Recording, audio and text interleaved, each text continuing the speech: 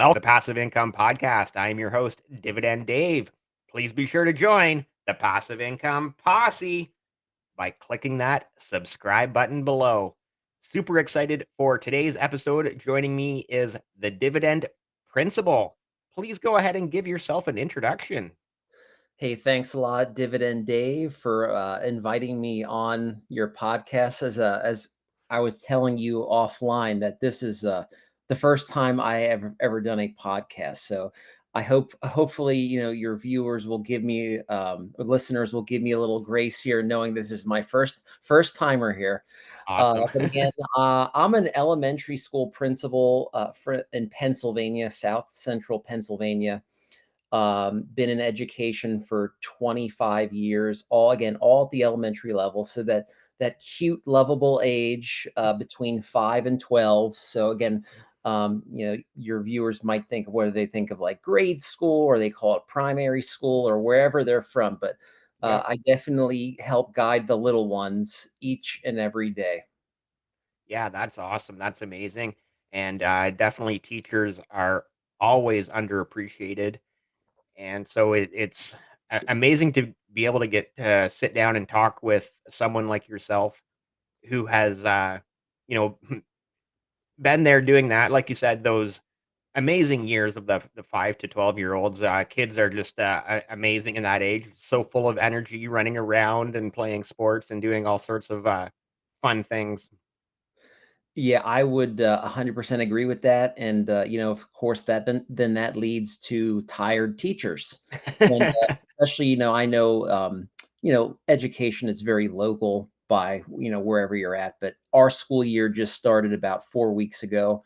So we're still in the very early part of the school year, where kids are getting to learn, the rules and the procedures and things like that. So we are starting to, we're building that positive momentum. And it's been a pretty uneventful start, which from a principal standpoint Is very good, right? it is a good thing. Yes, you got that right. You took the words right out of my mouth. Awesome. Yeah, yeah, that's great. And I love the way you kind of said first time ever on a podcast. So I feel like this is almost like that. The radio call in, long time listener, first time caller. Exactly. Exactly. Yep. Nice, nice. Let's get into talking about investing and your investing journey and how that started and what that looks looks like now, what it looked like then. Um, you know, before we started recording, you kind of mentioned uh, you got sort of into your mid 30s when maybe you had the light bulb moment, and now 10 or 15 years later, you're yeah. Let's just start at the Yeah. beginning. That sounds good, Dave. So I would say, if for all of your listeners, whether if they're in the business world or not, like just, and again, as I just education is a very localized thing, right? Sometimes you see things on TV or the news, and I always like to let people know, like especially in our area, like just because you might see something, some madness in the world, that doesn't mean that's happening in every school.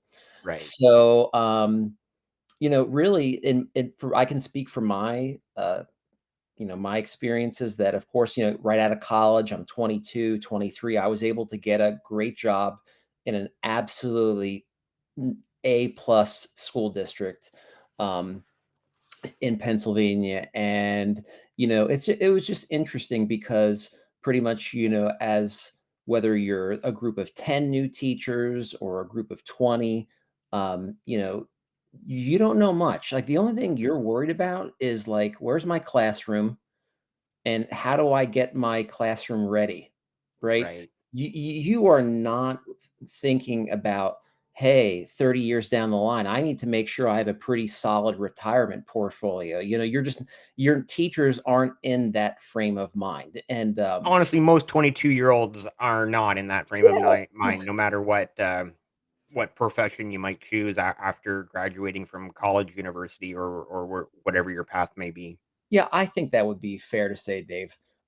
So really, I don't believe I started actually putting money away um, for my retirement. And of course, like in our area, money is taken out of our pay for a pension. And I know, like, that's a pretty hot topic, maybe more so in, like, the business world, because of course, over the last 10, 20 years or so, like, pensions, they've kinda gone away or they've been totally slimmed down. Um, it's Right. funny that we were just a few colleagues and I were talking about, like, I think it was in 1999, my starting salary was, I wanna say, $30,000. And obviously, 25 years later, the starting salaries in my area for teachers are probably around 60,000. So Oh, again, wow, that's a significant increase it in is, 20 it 20 is. some years. Yeah, I mean, it is. Um, but pretty much your most teachers are just, again, their focus is the classroom and kids. If they're lucky enough, maybe whether it's the school district or if there's a union like in their district, they will there'll be just recommendations and like, oh, do you have a guy? Who's your guy? Right, like that's like, who's your guy? Like, and it's almost kind of like just like a herd mentality of, okay, you go to this guy, and a lot of teachers, I think, they'll put themselves in a plan that they really don't know about. And I was kind of one of those teachers, really. Yeah, for sure. I was, I kind of blindly just signed up for, the word like annuity didn't even really register in my mind what it was and what I was signing up for. And it really wasn't until my mid 30s, for the longest time. And I'm thinking like, well, what is this? And then probably like about 10 years ago, I really started to pay attention to, um, I will give my financial guy credit for one thing. About 10 years ago, he steered me into, he comes into my office and he's like, hey, like, do you know what a Roth IRA is? And I'm talking to him and I'm listening to him and he, it sounds good. It sounds good. And he's telling me about, hey, this is where, you take a little hit up front, there's no taxes, but like, hey, everything is going to be tax free on the way out. And so like, I will give him credit because like, if it wasn't for him, I don't think I ever would have discovered what a Roth IRA was. Right. However, about a year into this, when I am starting to get smart, oh, what he put me in was like a 5.75 front loading, like a mutual fund, where of course, like I think at that time, I'm putting like $300 or $400 a month in. And like, oh yeah, like why is there like why am I paying $25 a month to this guy for, the convenience, right? Where I'm like, okay, I could do this myself. The funny part was, like, it was doing okay, Right. but then, you go online and you're like, you see these articles, and I will say, like, Twitter gets a bad rap for a lot of things. I mean, I know obviously it's undergone a lot of changes recently, but like the Twitter brought a whole new world of like-minded people Yeah, where like, for okay, sure. there's people out here that like to talk stocks, they like to talk money. Because I'll be honest with you, like my wife, when I talk stocks, she tunes me out. She's like, yeah, yeah, yeah, thanks. And I don't really have many friends that are into that stock world. So, I mean, I don't mean to get off track here, but the platform has been great for me these last like several years. Oh my goodness, is it close to 10 years? I guess it could be. Oh, wow. Yeah, I mean, like just to know that there are other people out there in the world that, maybe they're not educators, but they just love investing and I've learned so much. Yeah. You But learn so much from other people, when you follow and like, yeah, they you follow do. you, you follow them back, and you Yeah, have I these mean, amazing you interactions, and you you really just do. learn so much, right? Absolutely, and, like, so, I know I kinda got off a little track there, but, like, That's okay. so, I mean, truly, I'm like, okay, so I'm in this Roth IRA, but and obviously, the Roth IRA is just sort of the vessel, like, what you're gonna put into it is, whether that's up to your financial guy, quote, unquote, or you, so, I mean, after looking at my, like, my quarterlies, I'm like, why am I paying this guy, almost 6%? And, like, what he had me in wasn't good, so literally, like, it was the weirdest thing. I don't think I have ever done this for so many years. My god, again, as a teacher, educator, you didn't even think this is allowed because a good many educators just hate conflict, Right. like, but I said to my guy, like, "Hey," I mean, I never used the words, "You're fired," but I kinda said, "Hey, thanks for everything, but I'm gonna start, like, doing this on my own."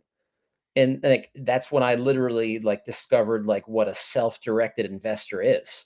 Call it Right. whatever you want, do it yourself, self-directed, so, um, yeah, that's been probably close to almost 10 years that I've Yeah, been so do basically the guy set it Yeah, up to benefit himself primarily first and hopefully help you along the way, but he was it sounds like the guy was really that front loaded mutual fund was basically so he could gain his commissions, right? yeah, and I hate to think this, but I truly think I was kind of doing the math, and I when I think back to it, I think it was at that point somewhere around that line where like the fee because I had that mutual fund for so long. I think it was like in like the ugly weeds of the 100-page document that you get for that annuity. It was like after 10 years, the fees were like I think next to nothing.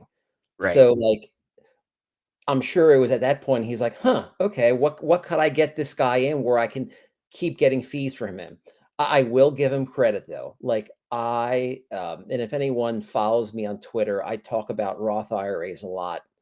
Um, I love them and I it's one of those things where, sometimes I laugh because people will say, "Well, a Roth IRA could be right for you, but not." Like I just it's funny, like I'm just so fixated on like, I can't be convinced, like, I can have a rational conversation with many people about many things, but it's like, I can't be convinced that a Roth IRA is just not, like, one of the it's like the 8th wonder of the world. So I love when people I'm a sucker for those threads where people will talk about a Roth IRA, and I probably know everything they're gonna say, but I'll click on it anyway, just because I love it so much. So, I will give my guy credit. He got me into it the Roth IRA, but once I discovered, like, okay, hey, I can do this on my own. So I literally like I started a Schwab account and I put everything from that Roth IRA into a Schwab Roth IRA, and I kind of like discovered like, oh, like so a non-retirement is like a taxable brokerage account. Okay. And and I started to build my taxable brokerage account, um, in conjunction with my Roth. And yeah, it's been like 10 years later. I mean, it's been awesome to just see it kind of grow. Um, Dave, I would say my core philosophy over the last several years is that, if you would look at my taxable brokerage account, it is mainly growth stocks, growth non-dividend paying.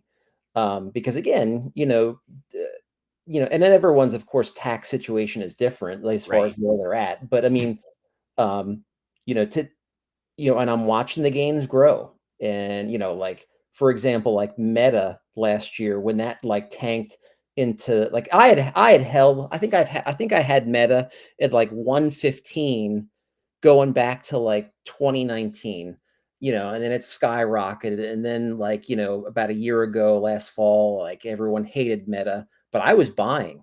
Like, I mean, I was buying when it Yeah, because almost it was back down below that 115 mark, I think, yeah, at one like, oh my point, right? goodness, it was, like, in the '80s and '90s, Right, and right, I'm just like, "Okay, Meta, what is there? Like, how many people billions of people in the world, and, like, they're connecting with, what, a couple billion people a day?"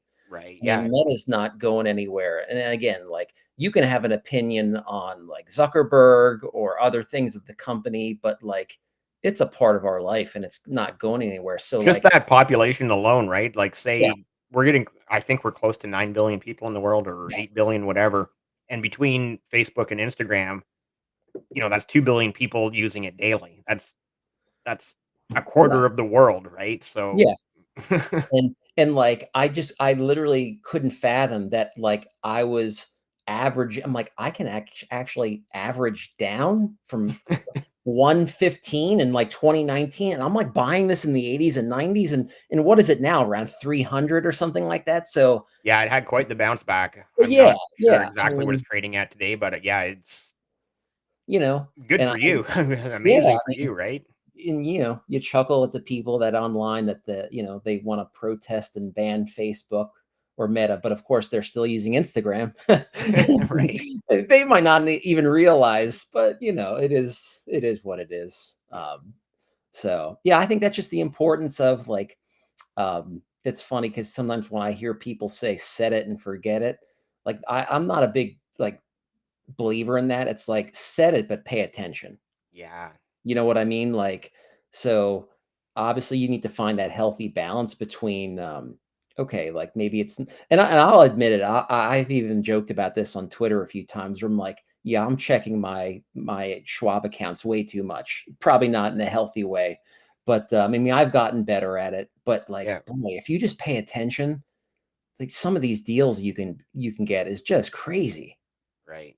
If Yeah, you're in it I for the think there's long haul, a few things like ETFs and index funds where you can set it and forget it, but when you're tracking individual, companies, you definitely need to pay attention, and I don't advocate checking, like, 20 times a day, you don't have to do yes. that, but, you need to kinda check in on them and see how they're doing, at least, I don't know, whatever it is, whatever you feel comfortable with, whether that's once a day, once a week, once a month, once every 2 weeks, whatever it is for you, right? So Yeah, I mean, you're spot on there because, and obviously everyone's situation is different as far as having that dry powder available, right. um, I think, and I joke a lot about this where like I sometimes like I'm a kid with ADHD, but like I'm an investor with ADHD and like, oh my goodness, I have $500 in my taxable brokerage. What do I have to buy? Like, What do I have to buy? I know, right, it's like, then I might tell myself, "Okay, slow down, like, you don't have to buy anything right now." Like, Yeah, you so can I've you can got wait till tomorrow to see I if know, there's like, something maybe else you you wanna too. buy.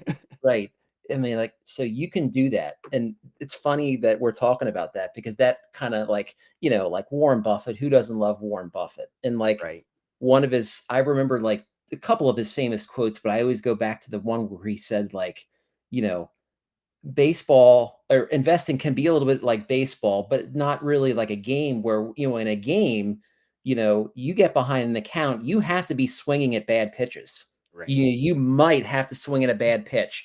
He's like, investing is like you can sit there with the bat on your shoulder and And wait wait for for 1,000 pitches and to go by, yes, and it doesn't yes, make so a you start difference. buying. Yeah, like you take your pitch. Like that's the beauty of investing. Like if you Yeah, just I have love that that analogy. yeah, like that's one that's always stuck with me.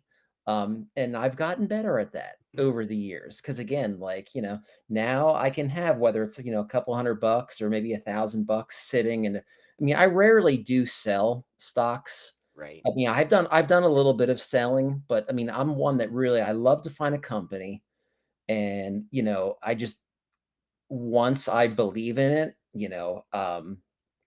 I just wanna buy it and just especially those dividend one. I mean, like a good company, companies like Nike, Exxon, I own several tobacco companies. And again, and I understand that's not for everybody. There's the ESG sort of contingent. I know. So I understand that's not everyone's cup of tea, but like yep, sometimes when you can get these companies that aren't going anywhere and they're beaten down for, one of many reasons, but yeah, I mean that's where the beauty of that compounding, over several years, decades. So finding that beaten down stock where, you know, during COVID when I was buying Exxon, like, at, like, 40, right. like, it just is crazy. Like, well, the whole world was crazy back in 2020. I mean, it's like, don't you think about that sometimes, like, the woulda, coulda, shoulda, Dave? Like, Every man, day, man, every day. yeah, like, boy, if I woulda just bought this, I know you can't you can think about it, but it's just Pretty funny. tough to go back in time, right? It is. I know. It's pretty hard. I do So, wanna rewind here for a second. Off the yeah. top, you mentioned sort of like, the teacher's pension plan, and then you got into talking about a, a I think you said Roth IRA, and everybody Yes. knows I'm in Canada, and we have different things here in Canada, but, a lot of my listeners obviously are in the US, and a lot of my even Canadian viewers were well versed in the differences between, uh, the Roth IRAs, but I'm just kinda curious, you also didn't mention a 401k, so I'm kinda curious sort of all of those Yep. different, uh, Yep. retirement vehicles for you, and, Yep. that teacher's pension plan, is that like a matching program where they take some out of your check and then the employer matches it? And then how Yep. does that all look, I Yeah, guess, no, is what I'm that's a asking. good question, Dave. So again, like in the education world, like it's the 403(b) is like Okay. the equivalent to the 401(k), right? And so, and again, like I know this could look different for people, educators in many areas, but it sort of kind of comes down to, you're putting. And I know over the years, I think when it was like 99 when I got into my school district, and I'm trying to think if it was like 5, maybe 5% or something like that, a pay, was taken off that, went into our pensions. Like now, since, 25 years, we've gone through, you know, crisis after crisis where, like, and I'm sure this is with many states and maybe even in Well, Canada where, just the world in general yeah, from the world in 1999, general. right? So And like, the, year 2000, you had yeah, Y2K, yeah, 2001, you had the World Trade Center, yep, 2000, you had the yeah, dot-com bubble in there, then, yes, 2008, you had the financial yeah. crisis, and then a whole bunch more happened, and then just more recently, we've had Yep. COVID, so, yeah, the Well, world's not just the United States, the whole world has changed in the last 20 some years, of course, right? yeah, it really has. So it mean to make a long story short, the teachers that are getting hired now are not getting the deal that I got 25 years ago. But the same thing can be said, I'm sure, 25 years from now too. With the Right. new teachers, like they're not going to get it as good as the teachers that are starting out now. Isn't that just kind of like the flow of life for the The most part? cycle, So, right? yeah, yeah. So, yeah, 403(b)s are pretty much the educator equivalents of 401(k)s. And so, So that's in addition to the pension, so you're paying 5% or so at the beginning yes, that is an into the addition teacher's to, pension plan, then you yes, have that your is, Roth or Roth IRA, and yeah. then you So also like, have this, uh, sorry, I think you said 403(b)? yes. So, right. I mean, I will have a pension. I will get a pension when it's all said and done. I probably about another 10 or so years, like into my late 50, probably like my 35th year. I think that's when I'll be like late 50s, and Wow. could retire with Wow, full that's benefit. amazing, right? Yeah, that is. I mean, so don't get me wrong. Like And you it's, haven't killed a single kid in all of those years. yeah, yeah. No. You probably wanted to wring a few necks over those years, Oh, but well, yeah, that would be a whole other podcast, Dave. right? Yeah. I mean, especially during COVID, where it was just, and again, I'm not trying to say educators had it worse than anyone else, but Yeah, yeah, it it was was tough. tough on everyone, and I'm It was sure tough on teachers. everyone. It was tough on everyone. Yeah. But no, you're right.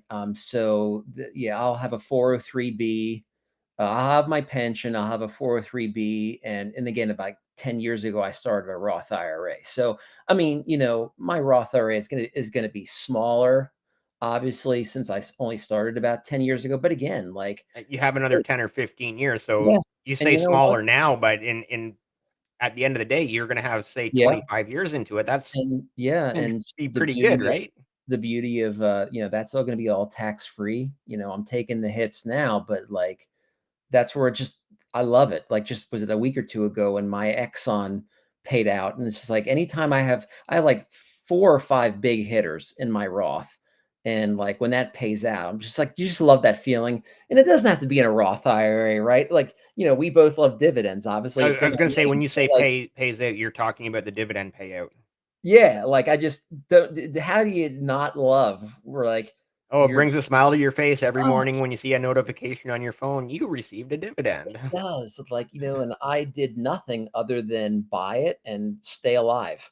You you know what I mean? Like, I bought it and I kept breathing. yes, that is what you basically need just to keep those dividends rolling in, and, Honestly, you don't even need to keep breathing. You can stop breathing, you can die, they'll keep coming. yeah, that's true, right, yeah, just, absolutely, but it's just, yeah, it's been some journey as an educator, because again, I do appreciate, it's funny because like, in education, we always talk about, oh, the real world. It's like we're in our education bubble, but we know there's the real world out there. Right. So, I'm just, Preparing kids for the real world. oh yeah, absolutely. I mean, because it's, so much has changed over my time. Yeah, And but truly though, like yeah, especially at my level, the elementary level, sometimes parents they stress so much about grades, right. and, like, I just wanna say to them, like, "The grades mean nothing right now." Like okay, yeah, of course, we want your kid to be proficient in reading and writing and math, but, like, does your kid know to be kind? Like, in my school, we talk about just character traits a lot, like, just helping the kid all around, Yeah, you that's know? amazing. Because really that those are the soft skills that, you That know, everyone needs more than that anything else, right? your first boss is gonna wanna know. Like, I go into the classrooms and and I'll pull up, like, a blank report card, and I've said to the kids over the years, like, "Hey, guys, I know your teachers aren't gonna like me to say this, but your first boss isn't gonna, be worried about what you got in 5th grade for math. They're gonna Definitely wanna not, know." right? I've No, like, never had any person I've ever asked me or any person I've ever worked for has ever asked me what kind of grades I got in grade right. 5 math for sure. Right. But, like, pretty much, like, if you go on to any standard elementary card, there is gonna be a part that's called social and work habits, and it's Right, gonna say, can you follow directions? Can you work well with others? Can right. you listen? So, like, and again, those are all, like, the soft skills that, like, employers Much need. more important in the real world. Yeah, Not yeah. saying math isn't important, obviously it Of is. You course, need right, of course, I gotta tread lightly on that message, but I think, like, my school community, that the parents have certainly appreciated, like, our approach of growing the whole kid, not just, of course, the academics, but, right. again, we want your child to so, like, right now, my school, we're talking about kindness all month, and then next Nice. month, we're talking about teamwork, so it's just, Awesome. these things are important too. Yeah, I love that philosophy. I let's turn it back around towards, though, the dividend investing and sort of, you know, you've got the name, the dividend principle, and you're on X, the app formerly known as Twitter, Yes. the dividend principle. And so I'm just kind of wondering where along that investing journey did you kind of find the dividend investing strategy? You just mentioned, I believe, I think you said Exxon is one of your big hitters. And Yep. so So, where did that kinda begin in your investing journey where you were like, "Oh, wow, I'm getting paid to just" like you said, "to just breathe. All I gotta do is breathe, and they're gonna I keep paying know. me." Well, it's funny, and again, like, again, I'm probably going back over 10 years, but I think my first once I really started to get, like, familiar with, with Twitter and everything and, like, being online and, so, like, I think it was the first for, like, 3 or 4 years, I was a Motley full subscriber. Right. Okay, and, and I know many people might have opinions on them. Like, Yep. I can just speak from my experience. Again, like, as a newbie and not knowing anything, like, and, a couple times a month, they send you, like, this stock, and, I've done, I after a few years, I kinda moved on, but, I'm pulling up my phone right now, Dave, Yep. and, I think Apple was one of the first ones they're like, "Hey, buy this." So I'm literally pulling up my history, you know, and of course, like, um, adjusted for all the splits and everything, like, I think the first time I bought 2015, 2016 at, like, $23 a share. For Apple. So, yeah, like, so, they, I kinda started with them, And then it was more of just, I am gonna give a shout out to a person on Twitter that maybe some of your viewers might be familiar with. It's, the conservative income investor. Okay. He's on Twitter, and he had a website that I kinda just stumbled upon where he talked a lot about dividends and just sort of that buy and hold philosophy, Okay. and just all of his name's Tim, and all of his writings just sort of made sense to me.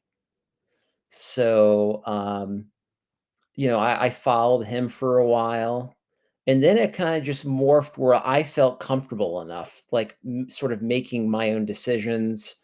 I wish I could say I was the type of person that would, have the time to look through, like, annual reports and everything else, but again, like, I think like you, I'm a 9 to 5 guy pretty much, like, Yeah. by the time school's over and I'm finishing up in my office, on a good day, I can get home maybe by 5.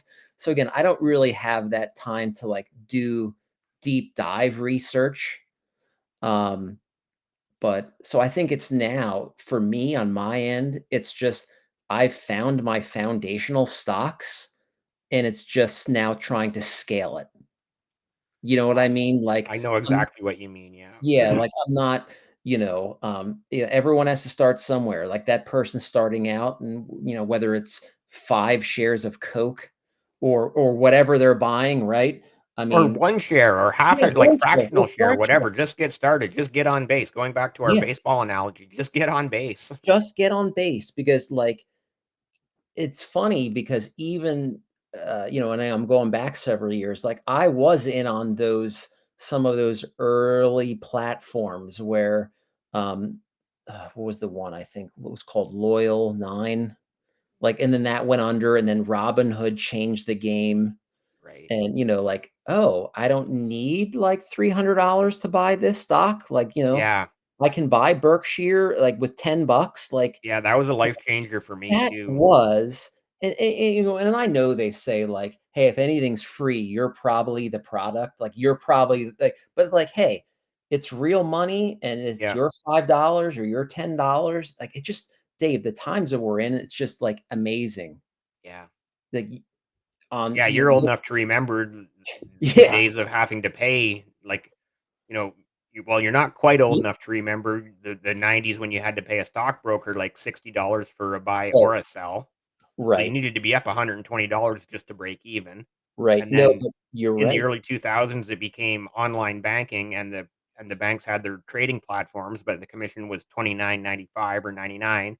And they were like selling it as this is amazing. It's like half the price of the $60. And I'm like, and then eventually that online banking became 9.95, which is still by today's standards ridiculous, right? And some Yep, of them still charge that, which is crazy. And then you had, started to get things like, Quest Trade, Scott Trade, and they became like $1.99, $2.99 per yep, trade. So, spot like, on. the cost kept going down, but now, like you said, you have Robinhood in the US. Here in Canada, our platform is called Wealth Simple, where it Okay, as far as I understand, is extremely similar to Robinhood. It's free commissions, like 0 commissions your all your buys and sells. So, it's like, why wouldn't I use that platform to not pay a commission, right? yeah. Like, Yeah, that is oh my goodness, we could have a whole podcast on just that because that's such an interesting like, because again, going back from my start and, a little over 10 years ago, you're right, like, Schwab was, like, maybe 5.95 a trade, yeah. and I remember, oh my goodness, I haven't thought of this in probably 10 years. So I right away, remember you had to be up $12 just to break even. yeah, and, like, obviously, you could buy a share, like a Coke that was 40 bucks, but, obviously, But that's is not it worth it? Yeah, you had to right, is it worth justify. it? He's So, like, like, I pretty much remember need the to buy days of having whether it's 20, 50, 100 shares, I need to buy, like, a significant amount to justify paying the commission, right? yeah, oh my goodness, but I remember and I'm trying to think if of like, I remember a long time ago trying to, like, get my wife over to Schwab, and I helped her, but I remember haggling with the guy, like, saying, like, "Hey, maybe would there be any, like, free shares that I could get?" And I remember, like, talking with him, and, like, I think he gave me, like, 30 free trades, and I remember that being, like, the biggest deal. Oh, yeah, that's huge back in those days, right? 'Cause I was like, "Oh my goodness, this is like almost $200 I'm saving and trading," Yeah, yeah. how far we've come. If you go back to about it's somewhere around I need to look this up because people it keeps coming up. It's around episode 40, 41, maybe episode 42 of the Passive Income Podcast. It was, me and Master P, and he's around my age, so into his 50s, and he had a great breakdown of making trades in the '90s where Yeah, he would drive around with a roll of quarters so he could find a payphone, right? goodness. He would have his 16-digit PIN scribbled on a piece of paper in his wallet and then be, like, calling his stockbroker at whatever time of the day to buy or sell, and yeah, I think he was one of the ones who said it was $60 a trade, so, yeah, definitely look that one up, Master That P. I love that story. Yeah, that's a little bit before my time, Yeah. but that's funny. Yeah, Yeah, w and like I said, driving around with a roll of quarters and to find a payphone, and nowadays, like, yeah, sure, there are still payphones out there, but not yeah. many left. Not many, there are not many left. There's not many left, so, yeah, I mean, it's been quite a journey, for me, and, I love investing.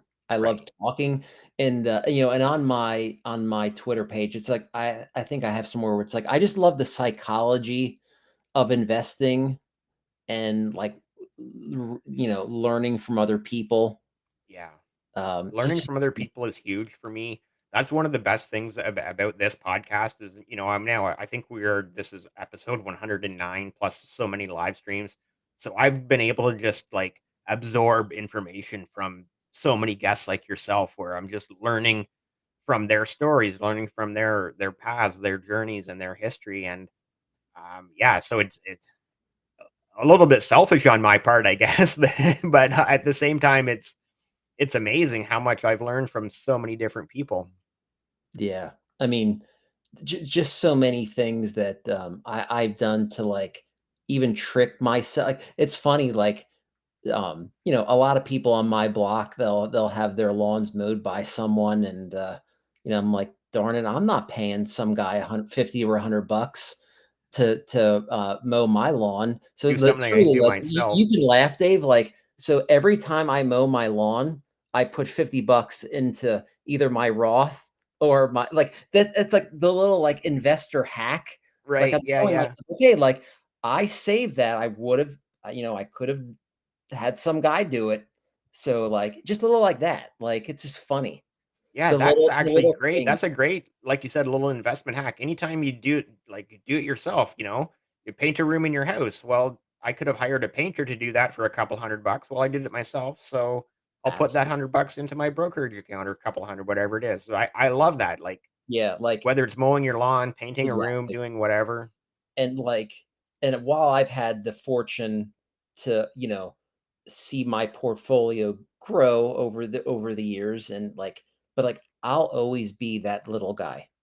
Yeah, Like, I'll always be that little guy that, 'cause I mean, I started out that way, like, putting in, like, 10, $15, buying fractional shares. yeah. So, like, while I've definitely been fortunate enough to see it grow, I'll always be that guy that's like, "Okay, oh, yeah, I just came into, like, 30 bucks. Okay, I'm putting it in my," Yeah. and my wife, she'll laugh at me, like, she says I'm nuts. She won't be laughing when you're 55 or 60 and you're like, "Hey, do you wanna take a trip to Italy I or kn Japan or I Australia? know, Where do you wanna go this month?" Right? She I won't be know. laughing then. I know, and it's funny, I've tried to get my kid. I have a son and a daughter, and, like, they roll their eyes too, like, "There goes dad again," like, but, but I do hope, though, I'm in there with my kids seeing the importance of investing. Um, That's good yeah, because again, going back to having so many guests on here, the guests who have grown up in households where money is talked about yeah, have obviously done significantly better, and so just keep talking to your kids, yeah. and eventually it will start to click with them. I can pretty much guarantee it. Dave, my daughter is about 2 years away from, being able to really get a true job Right. wherever that it's gonna be, and, she knows, daddy's not excited. Well, of course, I'm excited for her first job, but she knows that I'm excited that she's gonna now get a W-2, and then I can start her a Roth IRA. Nice. I'm like, "Oh my goodness." I'm telling my daughter, like, "You don't understand. If you can," like, and fine, we don't have to put your money in, like, daddy will put some in for you, but it's like, "You have the W-2. You can start a Roth IRA," and, like, in my head, I'm like, "Oh my goodness, a Roth IRA started at, like, 15 or 16." Yeah, Like, 'cause like, what was that? Started in, like, 97, I think, 96, 97. The Roth IRA.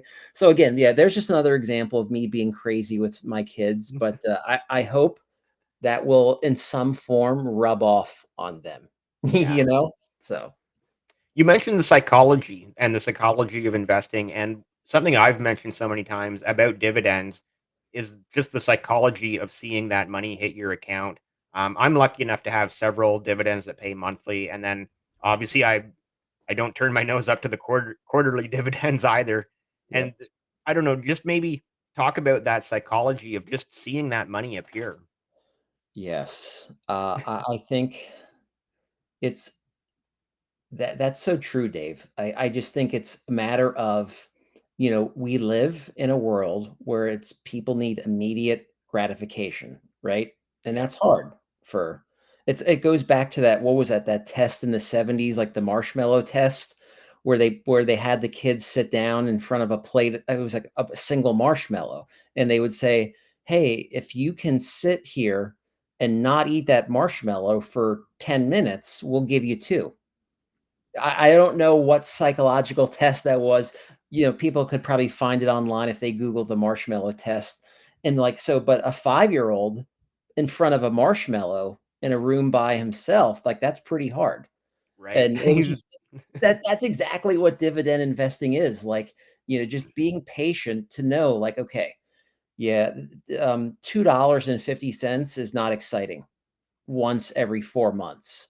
But if No, you but keep 250 is, right? exactly, that $2.50 you keep at it will be 25, and then 2.50, and then you're off and running. Right, So, exactly. like, that's really what it's all about, like, just trying to find those great dividend payers, and knowing, like, just don't fall for that get rich quick, because, like, that's everywhere, right? You know Everyone wants to get rich quick, and unless you win the lottery, you're not gonna do right. it. Right. And, I'm sure people have their stories of, catching and I have a couple as far as growth stocks that I caught at the right price. And, but then there's a couple that I bought that, I overpaid, and it wasn't a happy ending. Yeah. But, truly though, with the focus on being my dividends, there's nothing better than seeing that payout. Like you said, and I used to have a couple that were monthly, and that is pretty cool too. Yeah. It Seeing the like I said, the psychology of just it seeing that, is. you get the notification on your phone or you check your brokerage account and there just happens to be another whether it's $5, 20, 25, 100, whatever it is, like or even like you said, $2. It's like Yeah, it all feels good because you're literally making money just again going back to your phrase just by breathing. yeah, like, I think it was funny, I started buying, again, going back probably 12, 13 years, like, one of my first ones was Disney, and, I remembered being irked because, at that point, it was, like, biannual. I'm like, "What? Oh, 2? every Like, I have 6 to months. yeah, like, I have to wait, like, 6 months for a payout?" That's funny. Um, so, yeah, it's just being able to understand it's not a get rich quick game. No, no, like, I've said this many times before too, and probably I'm sure I've posted it on X or Twitter. It's the greatest get rich slow scheme ever. But I like the way you worded that, it's so true. And, just like people, if you wanna buy a lottery ticket, obviously you never want to put in your money in something that if you're afraid to lose. So, maybe if 1% or a very small percentage of your um, your portfolio is in something more speculative, maybe it's Bitcoin or, one of the other digital coins or I mean, okay, but just truly though, your base, your foundation with solid companies Yeah. that that were here before us and they're going to be here after us. Yeah, and speaking to that, I actually want to bring up because over the course of this last 45 minutes or so, you've mentioned Coca-Cola, just now Disney, you've mentioned Exxon, you've mentioned Nike, and Yeah. so all of these companies are obviously rock solid companies that have been around for, you know 50, 100 years and are not going away anytime soon. And so I guess is that sort of your focus is these rock solid companies like that, and then beyond that, I guess I kind of also want to know how many total companies do you have in your portfolio? Okay, so again, like I would probably give I mean, again, I have to go back to my roots and again, like again, people might have different feelings on the Motley Fool, but I think it was them that really kind of helped me understand that like the importance of those like foundational stocks, like you said. Right. The stocks that aren't going anywhere. The Nikes, the Hershey's, um, the Starbucks, Yeah. those that, getting that foundation. It's like Um, everyone that we've mentioned here in just the last minute or so yeah. is are all like fan favorites on Twitter, right? Where people Yeah, I talk mean, about them all the time. Like Starbucks is obviously people talk about that all the time. Any company that can charge $7 for a coffee, they're doing something right. yeah, and, and Dave, isn't it funny, like and this isn't believe me, this may have been in a book I read or somewhere, this isn't an original thought, but it's so true of investors in that, like, investing is the one gig, you don't need to be a professional. Like, Right. good luck on us trying to, do a surgery without having Yeah. experience. No one's walking in off the street, putting gloves on and doing a successful surgery on someone, Right. right? Like, that's Yeah, Bill years. Belichick is looking at me and Tom Brady. He's not putting me in the game, right? Right, exactly, like, but it's kinda funny though, like, anyone can be an investor. Like, Yeah. you don't need to be a professional financial advisor with all Well, your and that goes back to we've talked about this here a lot too of like, how the times have changed. You've got Google, you've got Twitter, you've got YouTube, you've got um all these different websites where you can research every single company on their own website.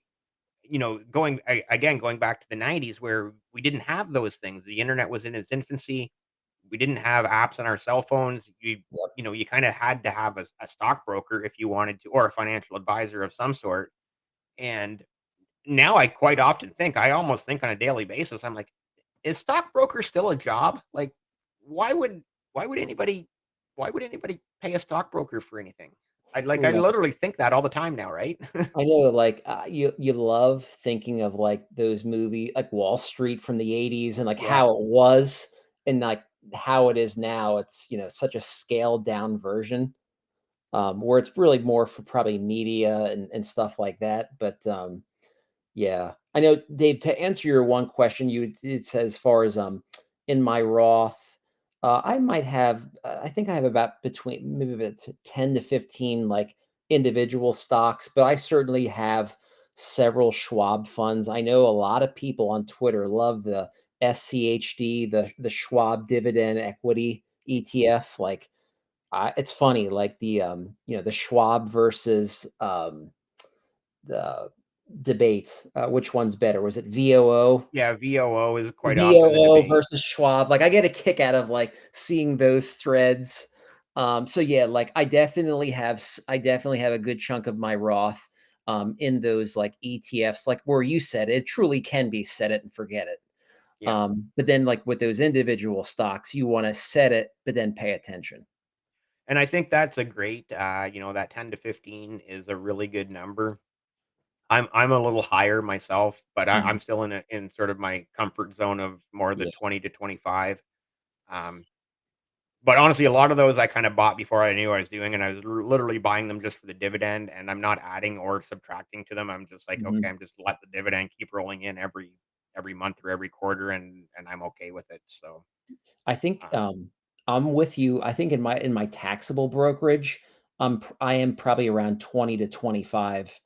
I did a little, like, downsizing, about a year ago, which is, sometimes because again, it goes back to that investor ADHD I have where, like, I'm like, "Oh, squirrel," and, like, I just wanna buy this, and, like, "Okay, well, I have, like, 2 shares of this stock now," and, right, there does come a point where, again, like, as I've gotten older and wiser, it's like, "Okay, let's stick with the ones I have that I know and trust and scale them as opposed to just running around and because a stock dropped, 5 points in a day, like, "Oh, I'm not gonna start a position in that anymore." I think that right, was, again, a little bit my more youthful years when I started out. Like, that was more me, but it's not it's not so much me anymore.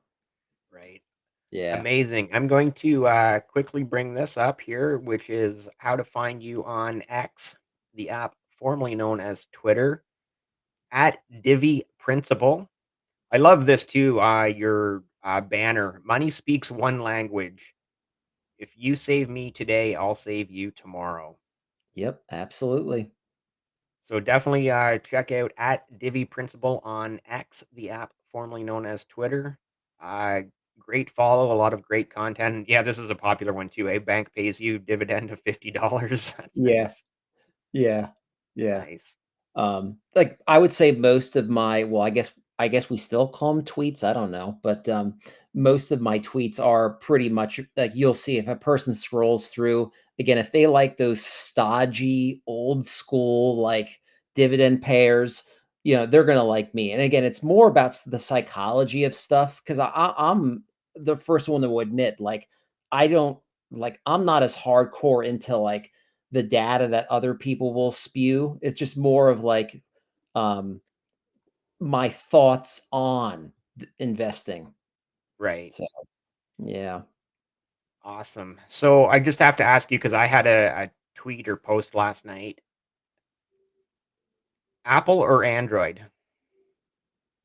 Oh, I've been in the Apple universe for even before I was buying the stock. So, like, yeah, I just yep, been an Apple guy my whole life. Okay, You fair know enough. Fair enough. yeah, and it's funny, they're, like, every year they put out a new phone and, it's probably 95% the same phone that you have with a Yep. few changes and, yeah, that people they'll line up for the blocks. Yeah. And it definitely is with Apple, it definitely is the ecosystem, how everything Yeah, works seamlessly together between the iPhone and the iPad and your Apple Watch and your iMac and the list goes on, right? it does. And so but that was kind of to my point. My tweet was like, every year Apple or I they come out with a new iPhone with great new technology and then Android users are like, "Yeah, we've had that for 5 years." That's funny. Yeah, no, and you know what? Yep. I think it's one of those things you just kinda like it's like Coke versus Pepsi, right? Right. Like, I'm sure you get by with both, but it's like what you know. Yeah. It's funny. All right. Wow. An amazing conversation. I truly appreciate your time. This has been so much fun. We've had such a blast. I definitely want to do this again. But before we sign off, do you have any final thoughts or any parting words for the audience? Uh, Dave, I really appreciate you having me on again. I hope your listeners show me some grace. This is the first time I ever have done this. I truly You've been did. amazing, man. You've been absolutely amazing. Like Dave, You're a natural. remember, when we were talking offline and I was like, DMing you back. I'm like, well, what, like, are there questions? Like, because as an educator, we're planners. Like, and you're And like, I'm just no. no, we're just gonna have a conversation. We'll just see where So the I'm like, conversation takes us. yeah. It's really not that hard. Yeah, so I'm like, "Okay, you know what?" I'm like, "Okay, we don't need note." Like, I didn't make any notes, and I trusted you, and yeah, I really have. This has been a great hour. Awesome. Yeah, and again, I truly appreciate you and your time. Thank you so much for being here. If you are still watching or listening this far into it, please be sure to hit subscribe.